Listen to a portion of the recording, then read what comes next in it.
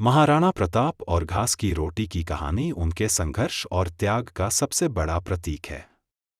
यह घटना उस समय की है जब महाराणा प्रताप हल्दी घाटी के युद्ध 1576 में मुगलों से पराजित होने के बाद अपनी सेना और परिवार के साथ जंगलों में रह रहे थे। उनका जीवन बेहद कठिन परिस्थितियों में बीत रहा था। हल्दी घाटी युद्ध के बाद अकबर की विशाल सेना मेवाड़ के अधिकांश हिस्सों पर कब्जा कर चुकी थी। महाराणा प्रताप के पास संसाधनों की भारी कमी थी। उन्हें अरावली की पहाड़ियों और घने जंगलों में छिपकर अपना और अपनी सेना का गुजारा करना पड़ता था। अकबर ने मेवाड़ को कमजोर करने के लिए हर तरफ से घेरा डाल रखा था। उनके पास भोजन, धन और हथियार तक का अभाव था।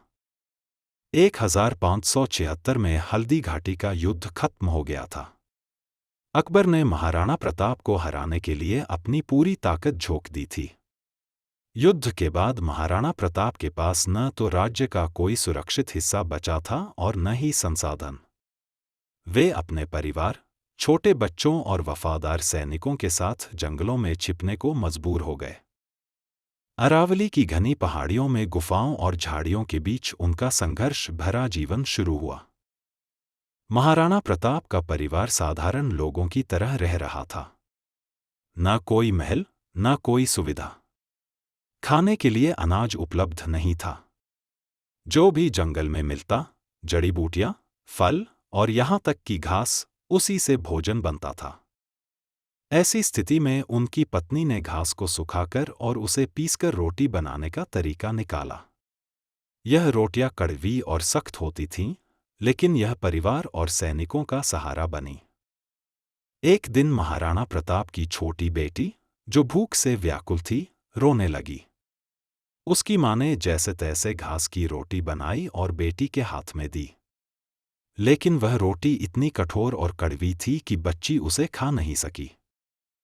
भूख से बेहाल होकर बच्ची ने रोटी को फेंक दिया और बिलखते हुए अपने पिता से कहा, पिताजी, क्या हमारा जीवन हमेशा ऐसा ही रहेगा? क्या हमें कभी भरपेट खाना मिलेगा? यह सुनकर महाराणा प्रताप का हृदय छलनी हो गया। वे पूरी रात सो नहीं पाए। वे सोचने लगे, क्या मेरा यह संघर्ष सही है? क्या मेरे बच्चों और परिवार को इस त्याग की सजा भुगतनी चाहिए? लेकिन अगले ही क्षण उनका स्वाभिमान जागा।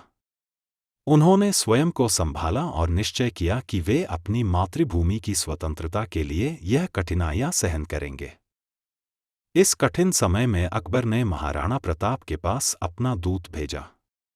उसने कहा, महाराणा, यदि आप मेरी अधीनता स्वीकार कर लें तो मैं आपको आपका राज्य लौटा दूंगा।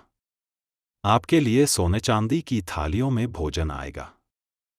महाराणा प्रताप ने जवाब दिया, सोने की थालियों में खाना खाने से बेहतर है कि मैं घास की रोटी खाऊं। स्वाभिमान के लिए मर जाना पराधीनता में जीने से श्रेष्ठ है। यह संदेश अकबर तक पहुंचा, जिसने महाराणा प्रताप के इस दृढ़ निश्चय की सराहना की। घास की रोटी की घटना केवल महाराणा प्रताप तक सीमित नहीं थी। उनकी सेना के हर सैनिक ने कठिनाई में भी उनका साथ दिया। घास की रोटी खाने वाले सैनिक कहते थे, जब हमारे महाराणा खुद यह सब झेल रहे हैं, तो हम कैसे पीछे हट सकते हैं? यह त्याग और बलिदान उनकी सेना के लिए प्रेरणा बन गया। यह घटना केवल भोजन की कमी का वर्णन नहीं करती, बल्कि यह दर्शाती है कि महाराणा प्रताप के लिए स्वतंत्रता का क्या अर्थ था।